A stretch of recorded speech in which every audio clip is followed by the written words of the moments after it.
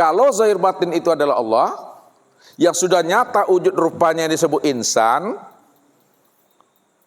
kemana memandang nyatanya secara zahir dan batin pada insan ini? Ini kalau dibagi lagi, kemana tempat memandang nyatanya Allah secara zahir dan batin pada insan ini? Zahirnya Allah nyata pada insan ini pada tubuh. Batinnya Allah nyata pada insan ini pada ruh. Itu dia maksudnya.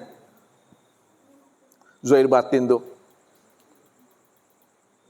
Ya, jadi insan ini itu adalah Nur Muhammad atau Ruhul Kudus atau Sayyidul Anbiya atau Muhammad Mustafa. Muhammad Mustafa, Ruhul Kudus itu adalah Allah. Maka kenalilah Allah yang sudah wujud nyata pada insan, zahir dan batin. Zahirnya nyata pada tubuh, batinnya nyata pada ruh. Situ mendudukkan pahamnya. Oleh karena itu, hendaklah Bapak Ibu itu secara makna hakikat, hendaklah bertubuhkan Nur Muhammad. Lihat, ini hakikat mainnya. Hendaklah kita bertubuhkan Nur Muhammad. Kalau secara makrifat, hendaklah kita itu bertubuhkan Allah. Ini pandangannya.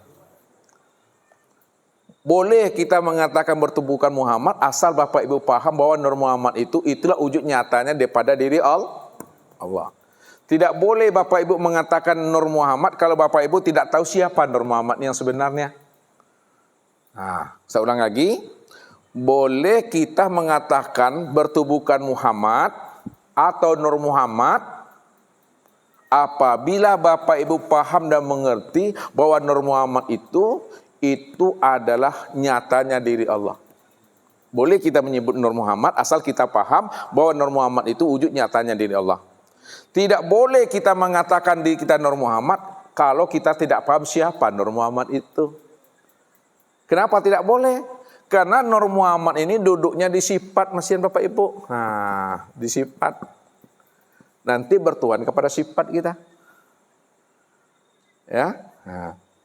Jadi pahamilah bahwa Nur Muhammad itu tiada lain nyatanya diri Allah yang satu. Maka bertubuhkan Allah kita di situ. Namun orang yang sudah paham, orang yang sudah arif dan bijaksana, karena Allah itu telah gaib kepada Nur Muhammad, maka dia selalu menyembunyikan yang batin itu di dalam yang zahir ini. Allah disembunyikannya di dalam rahasia dirinya. Maksudnya, jangan dicari aku, kata Allah, karena aku sudah menjadi rahasia dirimu. Kenali sajalah dirimu adalah Muhammad, kamu udah kenal dengan aku itu Tuhan. Itu maksudnya, siapa yang telah berjumpa dengan Nur Muhammad, sudah berjumpa dengan yang punya Nur. Siapa yang telah bertatap wajah dengan Nur Muhammad, sudah sama dia bertatap wajah dengan yang punya Nur. Itu adalah Allah. Di situlah Allah katakan Nur Muhammad itu adalah bayang-bayang aku dan akulah wujud bayang-bayang itu. Nur Muhammad itu adalah cermin aku dan akulah yang bercermin itu. Kalau Bapak Ibu bercermin tadi Bapak Ibu, kira-kira terlihat tak di Ustadz tadi di dalam cermin ketika Bapak Ibu bercermin tadi? Terlihat atau tidak? Tidak. Diri siapa yang terlihat dalam cermin? Tentu diri masing-masing, diri Bapak Ibu. Makanya, kalaulah alam ini adalah cermin Allah, diri kita ini cermin Allah, maka yang terpandang pada alam dan terpandang dari Bapak Ibu itu diri siapa? Diri Allah lah tuh. Makanya diri kita ini cermin Allah. Yang cermin Allah itu Nur Muhammad itu yang cermin Allah. Kalaulah Nur Muhammad itu cermin, maka akulah orang yang bercermin itu. Itu maksudnya. Ini bahasa kias saja. Sebenarnya Allah aja satu-satunya Bapak Ibu. Ini dah sempurnalah pengenalan diri Bapak Ibu itu kepada Allah. Sudah menyaksikan namanya. Menyaksikan itu dalam satu wujud, satu rupa, satu nama, satu rahasia pada diri ini. Sadarilah sesadar-sadarnya bahwa diri Bapak Ibu itu wujud nyatanya diri Allah tuh. Secara asli, nyata. Di Bapak Ibu inilah diri zat itu sebenarnya. Itu rahasianya. Lalu setelah Bapak Ibu sudah mengenal Allah zahir dan batin, kita bawakan ke dalam sholat. Bawakan dalam sholat. Apa kata Allah? Qad aflahal mu'minun allazina hum fi sholatim khashi'un. Beruntunglah orang-orang yang beriman. Di mana orang beriman itu khusyuk di dalam sholatnya. Makanya ukuran sholat khusyuk, kalau ada orang bertanya sama Bapak Ibu, ukuran sholat khusyuk itu bukan tahu arti. Ya. Ukuran sholat khusyuk itu adalah ingat. Ingat. Apa kata Allah? Wa aqimis sholata li zikri. Dirikalah sholat itu untuk mengingat diriku. Lalu bagaimana cara ingat? Cara ingat, kenali Allah. Siapa yang mengenal Allah? Yang mampu mengenal Allah? Yang mampu mengenal dan mengingat Allah adalah orang yang beriman. Bukan surah Al-Mu'minun itu? Qad aflahal mu'minun. Nah, ini kalau dituliskan di sini, qad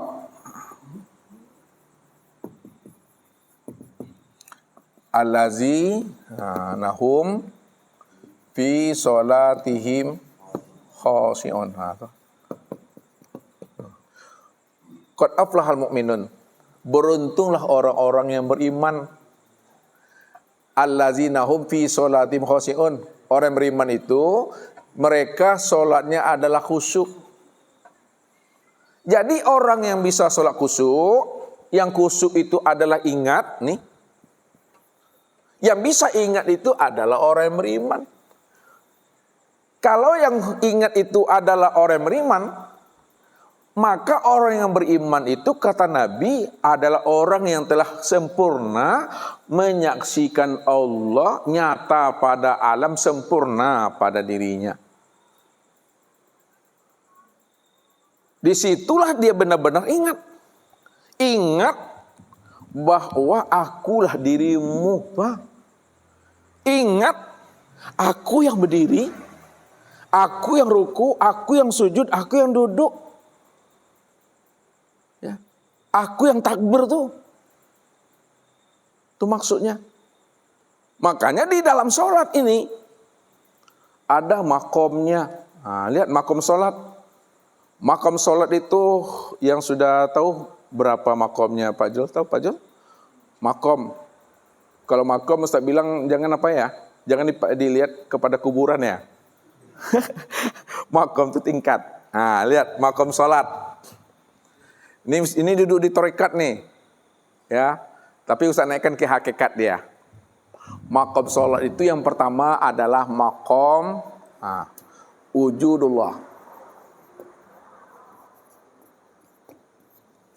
Makom sholat yang pertama itu makom wujudullah. Artinya hanya Allah lah yang wujud semata-mata. Dan wujudnya Allah semata-mata secara sempurna ini dia. Yang disebut insan. Insan itu adalah Muhammad. Muhammad itulah wujud nyatanya Allah. Inilah dia orangnya. Makom wujudullah. Setelah Bapak Ibu paham makom wujudullah itu dari ujung rambut sampai ujung kaki. Keha, koha. Takut Bapak bilang keha, koha aneh. Baru turun dia ke makom yang kedua, makom kalamullah. Nih, kalamullah. Kalamullah itu kalam Allah. Kalaulah ini makom wujudullah, memang dia yang wujud. Lalu siapa yang berkalam tuh?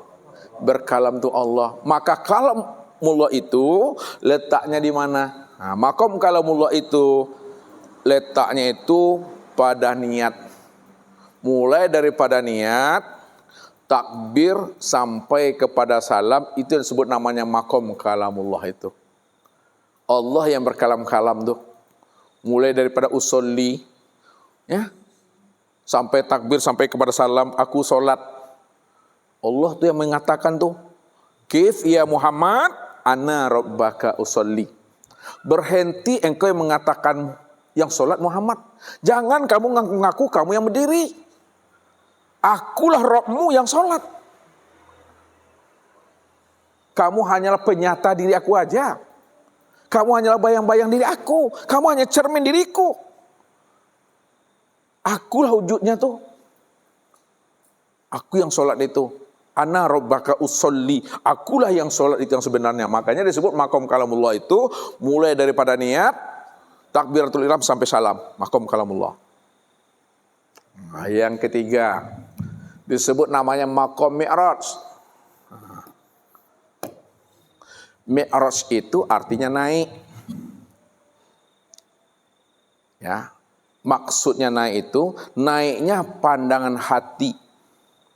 Naiknya pandangan jiwa dari memandang diri kepada Allah, dari memandang alam kepada Allah. Itu disebut namanya maqam mi'raj. Maksudnya sebelum kita mi'raj, nah ya, sebelum kita mi'raj terpandang diri, terpandang imam, terpandang sejadah, terpandang makmum kiri kanan, terpandang sekalian alam. Sebelum mi'raj nih. Namun ketika mi'raj itu letaknya di takbiratul ihram. Ini mi'raj tuh. Ketika mi'raj, hilanglah dalam pandangan hati, hilang dalam pandangan jiwa, diri, imam, makmum, sejadah dan segala sesuatu. Maka ketika itu yang nyata adalah Allah pada diri, pada imam, pada segala sesuatu. Allah saja di situ. Hapus kalian alam nih ha. Makanya dihantarkan dengan bahasa kaji yang halusnya, lenyapkan sekalian alam dalam pandang hatimu, maka nyatakanlah Allah yang wujud semata-mata pada alam dan sempurna pada dirimu. Baru Allahu Akbar. Jadi kalau ini wujudnya, maka siapa yang mengatakan Allah tuh? Yang mengatakan Allah tuh, itu si kalam tadi. Allah. Yang mengatakan Allahu Akbar itu si kalam. Ya si kalam itu siapa? Allah dah. Allahu Akbar. Hilanglah alam, hilanglah diri, yang ada hanya Allah itu. Itu mi'raj tuh. Nah, itu maqam mi'raj namanya. Yang keempat namanya maqam tawajuh. Maqam tawajuh. Maqam tawajuh itu ketika Bapak Ibu membaca doa iftitah. Inni wajjahtu wajjahiyya. Aku hadapkan wajahku kepada wajahnya. Wajahku itu siapa maksudnya itu? Aku hadapkan wajahku kepada wajahnya. Aku hadapkan wajahku kepada wajahnya. Wajah Muhammad menghadap kepada wajah Allah. Bagaimana wajah Muhammad bisa menghadap kepada wajah Allah? Bagaimana wajah Muhammad bisa bertatap wajah dengan wajah Allah? Caranya, sesungguhnya wajah Muhammad itu, nih Muhammad nih, sesungguhnya wajah Muhammad yang di Bapak Ibu ini, inilah wujud nyatanya wajah Allah itu. Jadi wajahnya Allah itu nyata pada wajah Muhammad. Wajah Muhammad itu di Bapak Ibu nih. Itu yang katakan ini wajah tu wajahiyah. Aku hadapkan wajahku kepada wajahnya. Muhammad menghadapkan wajahnya kepada wajah Allah. Wajah Allah itu sudah nyata pada wajahnya sendiri. Wajahnya sendiri ini wujud nyatanya wajahnya Allah itu. Kalau Allah itu wajahnya pada Muhammad dan Muhammad itu nyatanya wajah Allah, itu artinya Allah lah yang melihat dan menyaksikan wajahnya sendiri pada dirinya sendiri. Itu asik di situ. Apa maksudnya itu? Allah yang memandang dan menyaksikan wajahnya sendiri pada dirinya sendiri, yang disebut namanya insan. Ini dia. Itu maqam tawajuh, nama tawajuh. Yang kelima namanya maqam tahmid. Ini tahmid. Maqam tahmid. Maqam tahmid itu letaknya pada bacaan Al-Fatihah. Makanya Al-Fatihah itu dibagi dua. Separuhnya untuk Allah, separuhnya untuk Muhammad. Bismillahirrahmanirrahim itu siapa tuh? Alhamdulillahirabbil alamin. Ar-Rahmanirrahim. Maliki yaumiddin. Iyyaka na'budu wa iyyaka nasta'in. Itu Muhammad dengan Allah tuh. Ya. Haza baini wa baina abdi wali abdi ma sa'ala. Inilah antara aku dengan hambaku. Dan hambaku apa yang akan dimintanya. Di situ bermohon tuh. Itulah Muhammad dengan Allah, Allah dengan Muhammad. Situ permintaan itu. Misalnya hari mendung Bapak Ibu mau bekerja atau jualan, ya kan? Atau sedang main-main bawa cucu, pengen main odong-odong. Hari hujan, awak bawa motornya.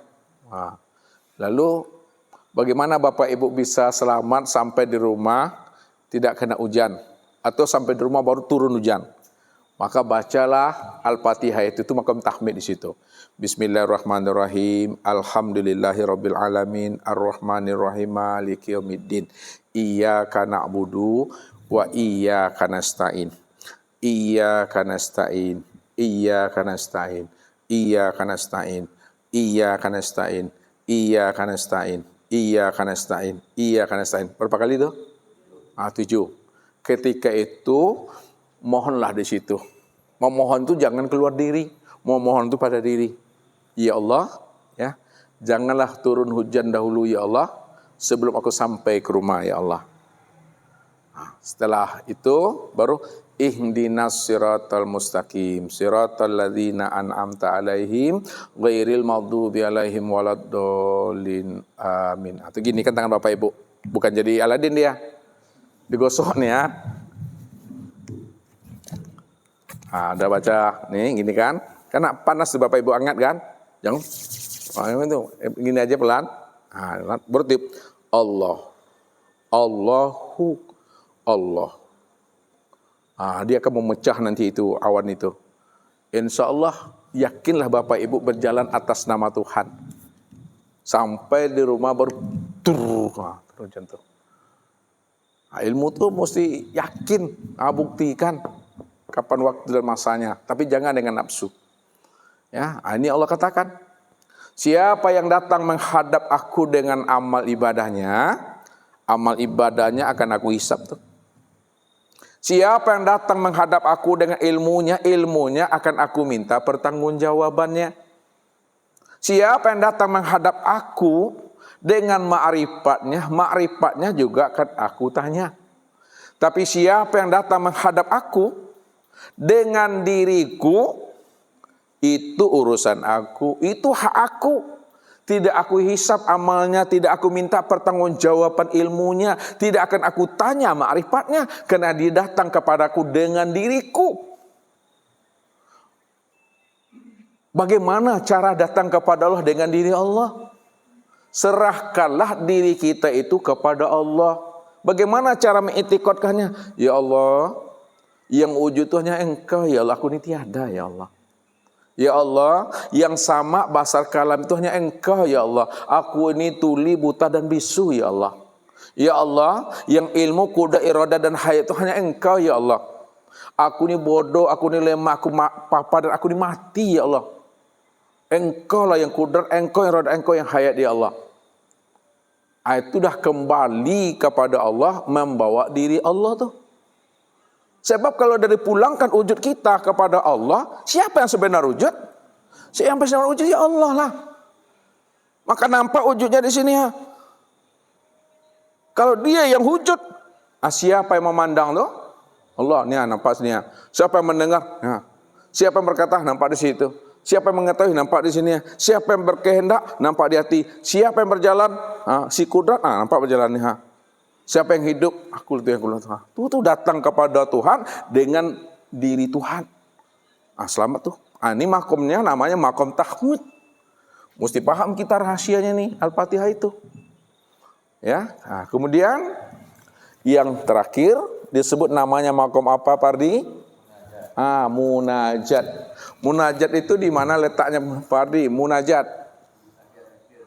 Munajat. Tahiyat akhir. Ya, at-tahiyatul mubarakatus salawatut thayyibatul lillah. Lalu apa jawaban Allah? Assalamu alayka ayuhan nabiyyu. Lalu apa kata Muhammad? Apa kata Muhammad? Asyhadu an la ilaha. Apa kata Allah? Wa asyhadu anna Muhammad. Inilah ucapan, ini kalau dibuka sejarahnya, inilah ucapan kalimat perjumpaan Rasulullah dengan Allah. Namun itu jangan hanya sebatas cerita sejarah. Apa yang Bapak Ibu baca di waktu sholat, benar-benar Bapak Ibu itu bertatap wajah dengan Tuhan. Bertatap wajah dengan Allah pada diri sendiri. Inilah dia Muhammad. Makanya dudukkan syahadatnya dengan baik. Dudukkan syahadatnya dengan benar.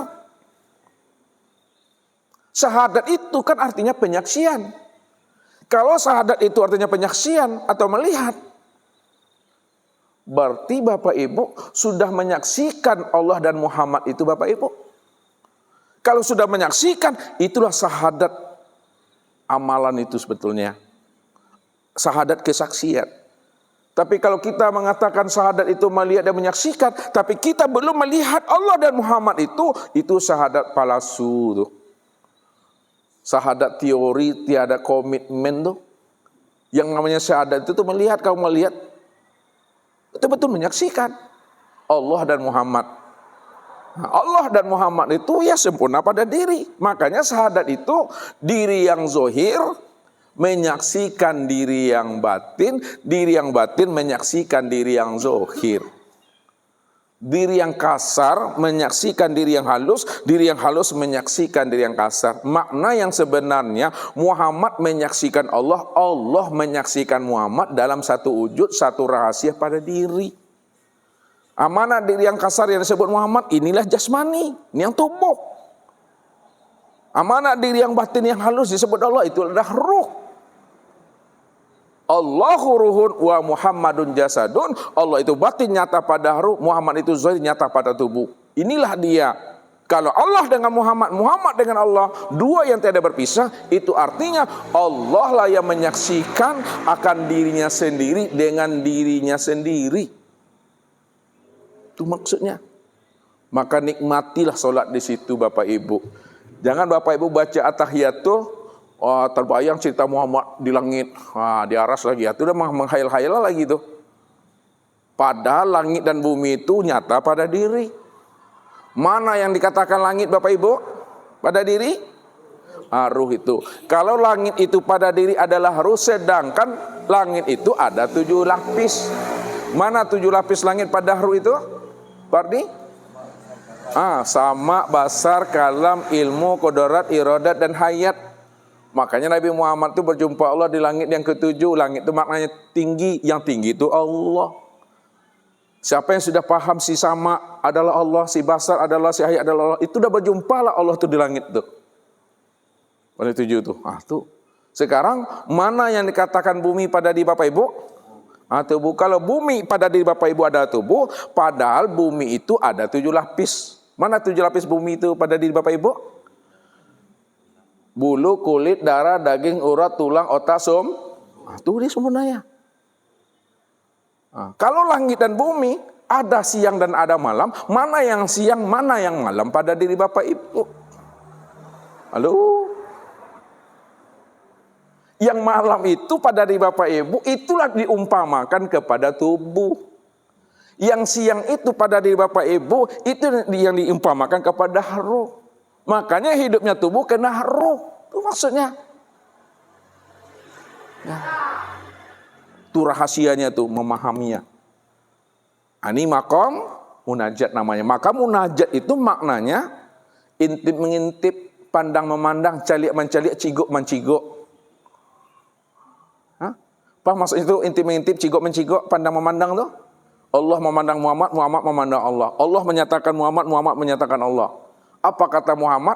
Asyhadu an la ilaha illallah. Aku bersaksi, aku angkat saksi bahwa tidak ada ilah, tidak ada Tuhan melainkan Allah. Lalu apa kata Allah? Wa asyhadu anna Muhammad. Aku juga bersaksi, angkat saksi bahwa Muhammad itu adalah hamba dan utusan Allah. Nah, sekarang kita naikkan makom syahadatnya. Bahwa Allah dengan Muhammad kan Esa tadi. Kalau Esa, Allah lah yang menyaksikan akan dirinya sendiri. Bagaimana Allah menyaksikan dirinya sendiri pada dirinya sendiri? Apa kata Allah? Asyhadu an la ilaha illallah. Aku bersaksi atas diriku. Tidak ada yang nyata melainkan Allah, itu adalah diriku. Wa asyhadu anna Muhammad Rasulullah. Apa kata Allah? Aku juga bersaksi atas diriku bahwa Muhammad itu, itulah nyatanya aku. Muhammad itulah ujungnya aku. Di situ rahasianya Allah menyaksikan akan dirinya sendiri itu. Di luar dirinya sendiri yang disebut namanya Muhammad. Itu saja. Anikmati itu Bapak Ibu. Ini makom sholatnya. Maka situlah letak khusyuk itu. Setelah kita paham yang khusyuk yang sebenar-benarnya, sempurnakanlah dia dalam bentuk syariat, torikat, hakikat, dan makrifat. Ini penutup kaji. Ya, karena aku udah capek aku. Sempurnakan dalam bentuk syariat. Syariat. Torikat. Hakikat. Dan makrifat.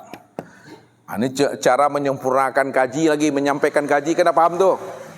Ya, secara syariat, ya, khusyuk di dalam sholat itu kelihatan pada tubuh. Ini Bapak Ibu.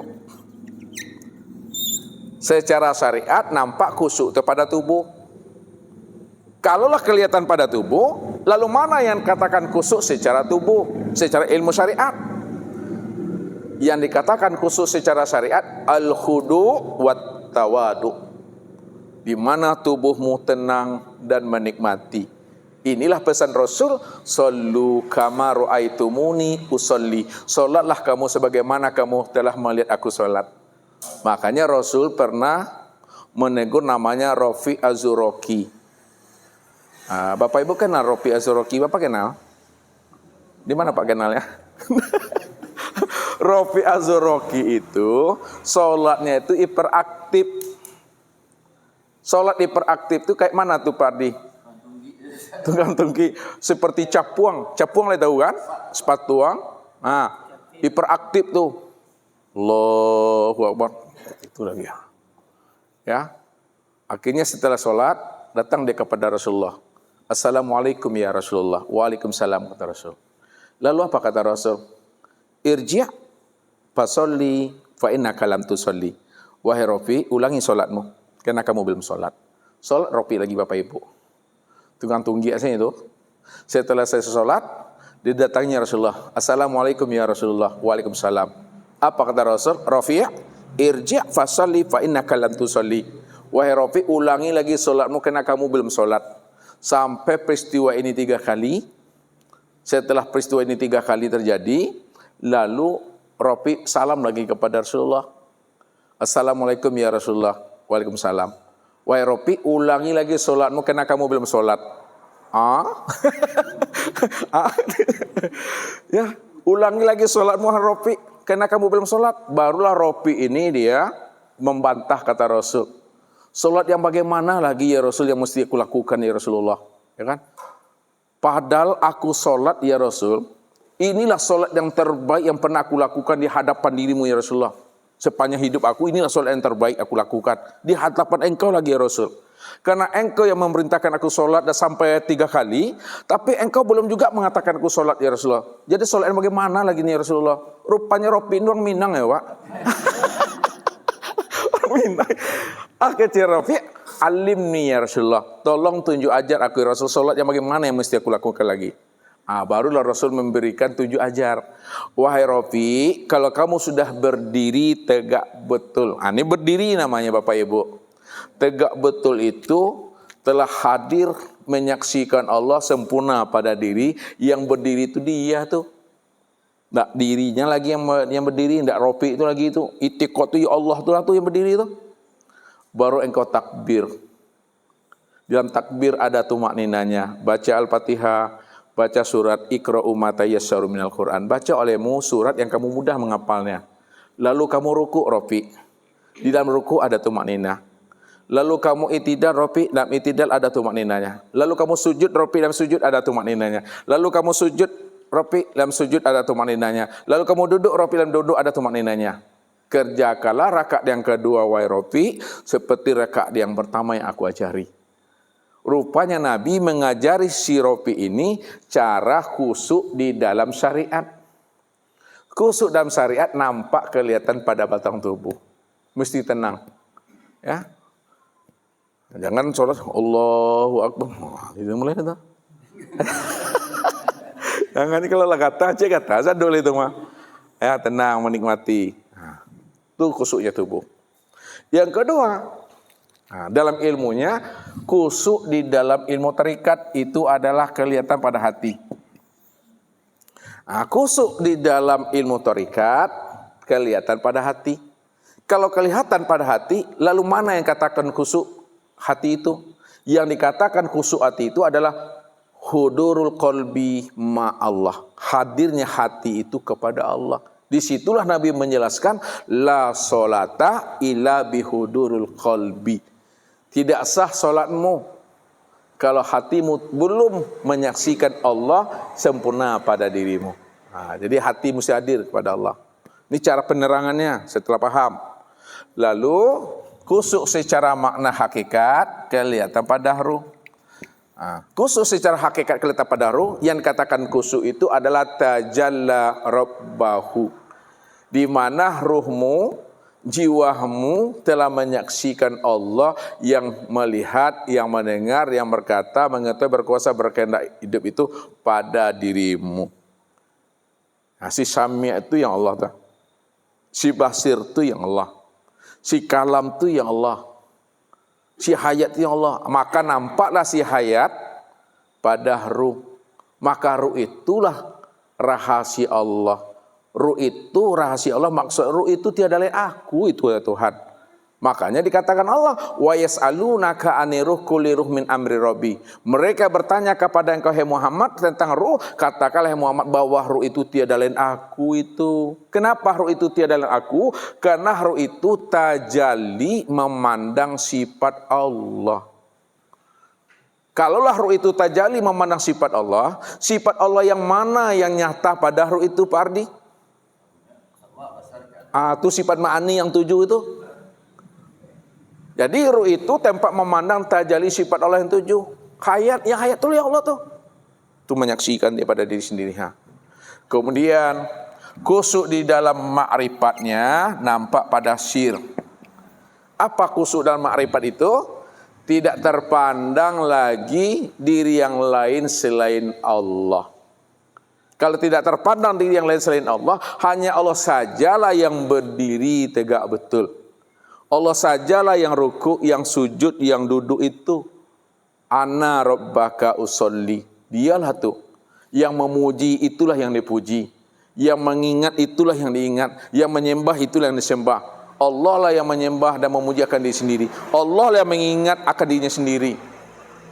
Makna yang sebenarnya hanya dia menikmati perbuatan dirinya sendiri dengan kelakuan dirinya sendiri. Nah, situ nikmatnya Bapak Ibu. Dah hilang di Bapak Ibu itu dah. Itu yang fana. Jadi fana itu jangan dibilang ini hilang pula ini maksudnya. Fana itu maknanya menyadari. Sesadar-sadarnya bahwa di Bapak Ibu tidak ada yang ada itu hanya Allah. Kalau Allah yang ada, siapa diri Bapak Ibu? Inilah nyatanya diri Tuhan. Inilah diri zat yang sebenar-benarnya. Maka dialah itu Bapak Ibu. Lah katam gaji ke Bapak Ibu. Ya kalau sampai takdirnya matilah leh. Katam gaji mah. Tapi ingat, ini bahasa utak batu licin nih. Orang makrifat tak pernah mengatakan dirinya telah katam. Dan orang yang tidak pernah mengatakan dirinya telah katam juga belum tentu katam. Orang yang sudah kenal Allah tak pernah dia mengatakan dirinya telah kenal Allah. Dan orang yang tidak pernah mengatakan dirinya sudah kenal Allah juga belum tentu kenal Allah. Jadi gimana lagi Ustaz? Nikmati aja lah. Buktikan saja iman dan takwa itu. Disitulah letaknya keputusan ilmu pada iman, keputusan pandang pada Allah. Itu yang keputusan kaji itu. Bukan di pisau letaknya dah. Bukan di parang dah. Keputusan ilmu pada iman. Iman itu menyaksikan Allah yang wujud dan nyata sempurna pada diri. Bahwa dialah yang wujud, dia memandang mendengar itu. Keputusan pandang pada Allah. Setiap yang dipandang itulah nyatanya rupa diri Allah itu. Dari Allah, bagi Allah dan untuk Allah. Tidak ada siapa-siapa lagi di situ. Itu yang shadaqallahul azim itu Bapak Ibu. Udah lihat Bapak Ibu tuh? Yang Allah tuh? Udah? Alhamdulillah, capekku pun dah hilang nih. Billahi taufiq walhidayah. Wassalamualaikum warahmatullahi wabarakatuh.